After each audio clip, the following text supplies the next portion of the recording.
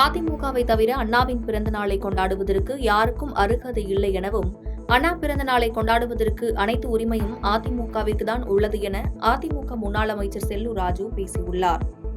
பேரறிஞர் அண்ணாவின் 116வது பிறந்த நாளை முன்னிட்டு மதுரை வடக்கு சட்டமன்ற தொகுதிக்கு உட்பட்ட மீனாம்பாள்புரம் பகுதியில் அதிமுக முன்னாள் அமைச்சர் செல்லூர் ராஜு தலைமையில் பேரறிஞர் அண்ணா பிறந்தநாள் விழா பொதுக்கூட்டம் நடைபெற்றது. இந்நிகழ்வில் செல்லூர் ராஜு கலந்து கொண்டு பேசும்போது, அதிமுகவை தவிர அண்ணாவின் பிறந்த நாளை கொண்டாடுவதற்கு யாருக்கும் அருகதை இல்லை எனவும், அண்ணா பிறந்த நாளை கொண்டாட அனைத்து உரிமையும் அதிமுகவிற்கு தான் உள்ளது என கூறினார். மேலும் அண்ணாவின் அன்பை பெற்றதால் கலைஞர் கருணாநிதி முதலமைச்சரானார். ஆனால் தற்போது திமுக என்றால் கருணாநிதி கம்பெனி என்று ஆகிவிட்டது. கலைஞருக்கு பிறகு ஸ்டாலின், அவருக்கு பிறகு உதயநிதி ஸ்டாலின் என திமுக கம்பெனியை நடத்தி வருகிறார்கள் என கூறினார்.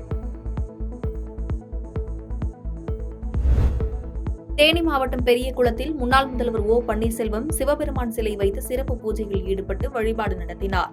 தேனி மாவட்டம் பெரியகுளத்தில் முன்னாள் முதல்வர் ஓ பன்னீர்செல்வம் அவருடைய வீட்டில் சிவபெருமானின் உருவ சிலையை வைத்து திருவாசக முற்றோதல் பாடி மீனாட்சி சுந்தரேஸ்வரர் திருக்கல்யாண நிகழ்ச்சி நடத்துவதற்கான வழிபாட்டில் ஈடுபட்டுள்ளார். மாலை மீனாட்சி சுந்தரேஸ்வரர் திருக்கல்யாணம் நடைபெறவுள்ள நிலையில் நாளை பெருமாள் திருக்கல்யாண நிகழ்ச்சியும் வழிபாட்டுடன் நடைபெறவுள்ளது.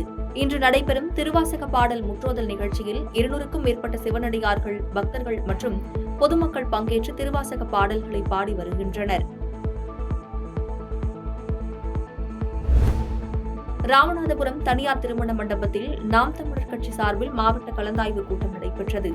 ராமநாதபுரம் மாவட்டம் பட்டினம் காத்தான் தனியார் திருமண மண்டபத்தில் நாம் தமிழர் கட்சியின் சார்பில் மாவட்ட ஆலோசனைக் கூட்டம் நாதக கட்சி தலைமை ஒருங்கிணைப்பாளர் சீமான் தலைமையில் நடைபெற்றது. இதில் மாநில ஒருங்கிணைப்பாளர் தமிழ் முழக்கம் சாகுல் ஹமீதுக்கு 4ஆம் ஆண்டு புகழஞ்சலி செலுத்தப்பட்டது. இதில் மாநில மாவட்ட நிர்வாகிகள், உறுப்பினர்கள், தொண்டர்கள் என பலர் கலந்து கொண்டனர். இதனைத் தொடர்ந்து செய்தியாளர்களை சந்தித்து பேசிய சீமான், லட்சக்கணக்கான தொண்டர்களை திரட்டி மாநாடு நடத்த தெரிந்த உங்களுக்கு லட்சக்கணக்கான மக்களை திரட்டி கச்சத்தீவை கொடுக்க முடியாது என போராட முடியாதா என கேள்வி எழுப்பி பேசினார். கூட்டணியில் எந்த நேரத்தில் என்ன பேச வேண்டும், எந்த கோரிக்கையை வைக்க வேண்டும் என்பது குறித்து விடுதலை சிறுத்தைகள் கட்சிக்கு தெரியும் என கும்பகோணத்தில் விடுதலை சிறுத்தைகள் கட்சியின் தலைவர் தொல் திருமாவளவன் பேட்டியளித்துள்ளார்.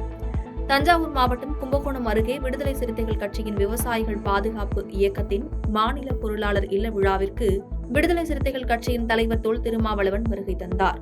அப்போது செய்தியாளர்களுக்கு பேட்டியளித்த அவர், கூட்டணியில் எந்த நேரத்தில் என்ன பேச வேண்டும், எந்த கோரிக்கையை வைக்க வேண்டும் என்பது குறித்து விடுதலை சிறுத்தைகள் கட்சிக்கு தெரியும் எனவும், கூட்டணிக்குள் பேச வேண்டிய அரசியலை கூட்டணிக்கு வெளியே இருப்பவர்கள் பேசுவது ஏற்புடையதல்ல எனவும், அது சூது சூழ்ச்சி நிறைந்த அரசியலாகவே கருதப்படும் எனவும் கூறினார்.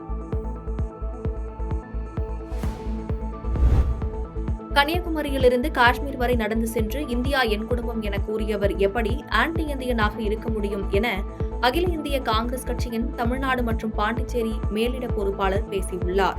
அகில இந்திய காங்கிரஸ் கட்சியின் தமிழ்நாடு மற்றும் பாண்டிச்சேரி மேலிட பொறுப்பாளராக புதிதாக நியமிக்கப்பட்டுள்ள சுராஜ் எம்என் ஹெக்டே பெங்களூரிலிருந்து சென்னை விமான நிலையம் வந்தடைந்தார். அங்கு அவருக்கு தமிழக காங்கிரஸ் தொண்டர்கள் வரவேற்பு அளித்தனர். அதனைத் தொடர்ந்து செய்தியாளர்களை சந்தித்த அவர், தமிழ்நாடு மற்றும் புதுச்சேரி பொறுப்பாளராக நியமிக்கப்பட்ட பிறகு சென்னை வந்துள்ளதாகவும், சத்தியமூர்த்தி பவனில் காங்கிரஸ் நிர்வாகிகளுடன் கலந்துரையாடல் இருப்பதாகவும் கூறினார். மேலும் ராகுல் காந்தியை இந்தியாவுக்கு எதிரானவர் என ராஜா தெரிவிப்பது குறித்து கேட்ட கேள்விக்கு பதிலளித்த அவர், ராகுல் காந்தி கன்னியாகுமரியிலிருந்து காஷ்மீர் வரை நடந்து சென்றுள்ளார்.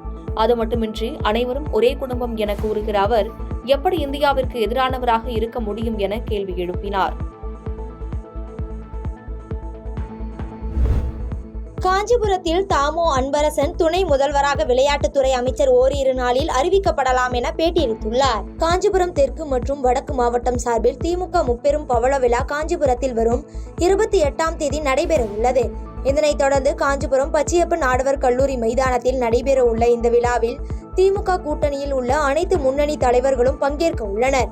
அவ்வகையில் இன்று இதற்கான ஏற்பாடுகளை தமிழ்நாடு சிறு குறு மற்றும் தொழில் நிறுவனங்கள் அமைச்சர் தாமோ அன்பரசன், நாடாளுமன்ற உறுப்பினர் செல்வம், சட்டமன்ற உறுப்பினர்கள் சுந்தர், எழிலரசன் உள்ளிட்டோர் விழா நடைபெறும் இடத்தை பார்வையிட்டனர்.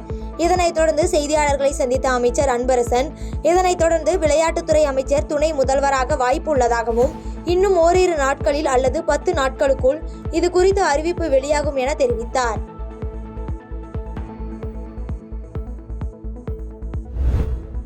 சங்கராபுரம் அருகே கிரெடிட் கார்டுக்கு பணம் கட்ட வேண்டும் என கூறி மோசடியில் ஈடுபட்டவரை சைபர் கிரைம் போலீசார் கைது செய்துள்ளனர். கள்ளக்குறிச்சி மாவட்டம் சங்கராபுரம் அருகே முகமது ஆலிக் என்பவர் இணையதள சேவை மையம் வைத்து நடத்தி வந்துள்ளார். இவரிடம் கடைக்கு வந்த ஒருவர் கிரெடிட் கார்டுக்கு பணம் கட்ட வேண்டும் என 50,000 ரூபாய் பணம் கேட்டு வாங்கி கொண்டு பணம் தராமல் மோசடியில் ஈடுபட்டு தலைமறைவாகியுள்ளார்.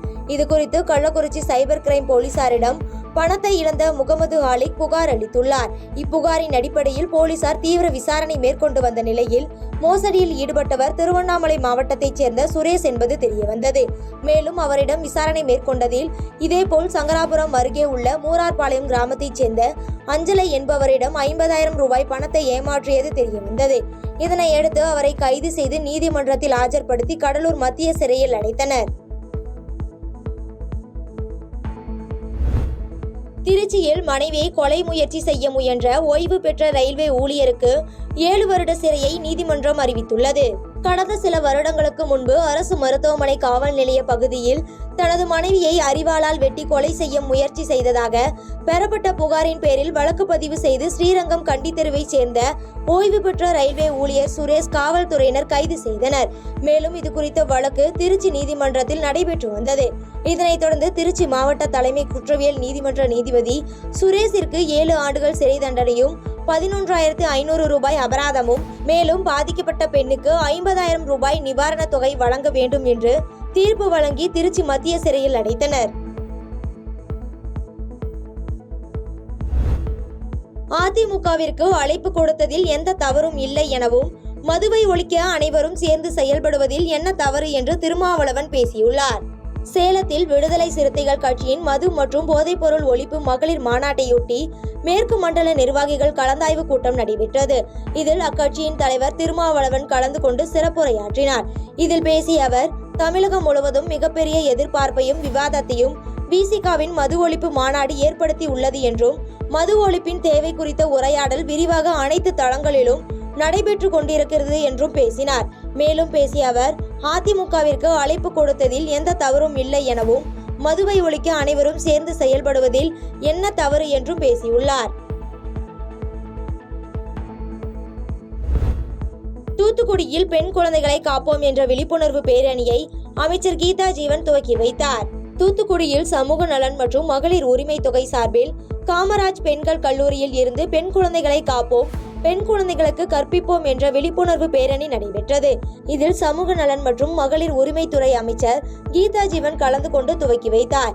இதில் மாவட்ட ஆட்சியர் இளம்பகவத், வருவாய் கோட்டாட்சியர் பிரபு, மாவட்ட சமூக நல அலுவலர் பிரேமலதா உள்ளிட்ட பலர் கலந்து கொண்டனர். இதனைத் தொடர்ந்து பேட்டியளித்த கீதா ஜீவன், குடும்ப சூழ்நிலைகளால் அல்லது தங்களது பிள்ளைகளை பாதுகாக்க முடியாத சூழ்நிலை ஏற்பட்டால் சமூக நலத்துறையிடம் ஒப்படைக்குமாறு வேண்டுகோள் விடுத்துள்ளார். புதுச்சேரி அரசு பொது மருத்துவமனை கழிப்பறையில் இருந்து வெளியேறும் துர்நாற்றம் காரணமாக பல்வேறு நோய்கள் ஏற்படும் அபாயம் ஏற்பட்டுள்ளது. புதுச்சேரி நகர பகுதியில் அமைந்துள்ள இந்திரா காந்தி அரசு பொது மருத்துவமனைக்கு நோயாளிகளின் வருகை என்பது நாள்தோறும் அதிகரித்து வருகிறது. இந்நிலையில் அங்குள்ள அரசு மருந்தகம் அருகே உள்ள கழிவறையில் கழிவுநீர் தேங்கி துர்நாற்றம் வீசுவதால் அவதிக்குள்ளாகும் நோயாளிகள் நோய் தொற்று ஏற்படும் அபாயம் உள்ளதாக அச்சம் தெரிவித்துள்ளனர். அரசு மருத்துவமனையை சுகாதாரத்தோடு பாதுகாக்க வேண்டும், நோயாளிகளின் நலனின் அக்கறை கொண்டு புதுச்சேரி அரசு உடனடியாக நடவடிக்கை எடுக்க வேண்டும் என்று சமூக ஆர்வலர்கள் கோரிக்கை வைத்துள்ளனர். ஈரோடு சிறைச்சாலையில் ஒரே போதை ஊசியை அடுத்தடுத்து பயன்படுத்திய 11 கைதிகளுக்கு மஞ்சள் காமாலை பரவியதாக தகவல் வெளியாகி அதிர்ச்சியை ஏற்படுத்தியுள்ளது. ஈரோடு, கருங்கல்பாளையம், வீரப்பட்சத்திரம், சூரம்பட்டி ஆகிய 3 காவல் நிலையங்களுக்கு உட்பட்ட பகுதியில் கடந்த சில நாட்களுக்கு முன்பு போதை ஊசி மருந்து பயன்படுத்தியதாக 12க்கும் மேற்பட்டவர்கள் கைது செய்யப்பட்டனர். இவர்கள் மீது வழக்கு பதிவு செய்த போலீசார் நீதிமன்ற உத்தரவின்படி ஈரோடு கிளை சிறையில் அடைக்கப்பட்டனர். இந்நிலையில் சிறையில் இருப்பவர்களுக்கு மருத்துவர்கள் மருத்துவ பரிசோதனை செய்தபோது 10க்கும் மேற்பட்டவர்களுக்கு மஞ்சள் காமாலை நோய்க்கான அறிகுறி இருந்ததை மருத்துவர்கள் கண்டறிந்தனர். இதைத் தொடர்ந்து சக்திவேல், கௌதம், புவனேஸ்வரன், பிருத்திவிராஜ், ராகுல், கமலக்கண்ணன், சக்திவேல், ராகுல், ரஞ்சித், ஜீவானந்தம், சிவகுமார், சுதர்சன் ஆகிய 11 பேருக்கு பெருந்துறை அரசு மருத்துவக் கல்லூரி மருத்துவமனையில் இன்று பரிசோதனை செய்யப்பட்டது.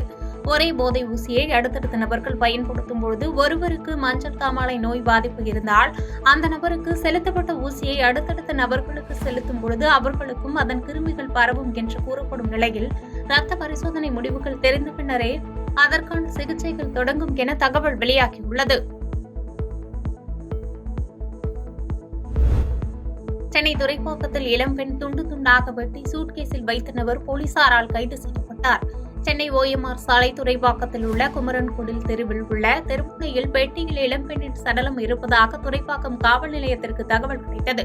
பின்னர் சம்பவ இடத்திற்கு வந்த துறைப்பாக்கம் போலீசார் பெட்டியில் இருந்த பெண்ணின் சடலத்தை கைப்பற்றி பிரேத பரிசோதனைக்காக ராயப்பேட்டை மருத்துவமனைக்கு அனுப்பி வைத்து தீவிர விசாரணை நடத்தினர். அப்போது ஒரு வீட்டின் படிக்கட்டில் ரத்த துளிகள் இருந்ததை பார்த்த போலீசார் அந்த வீட்டில் மணிகண்டன் என்பவரை விசாரித்ததில் அவர் முன்னுக்கு பின் முரணாக பதில் அளித்துள்ளார்.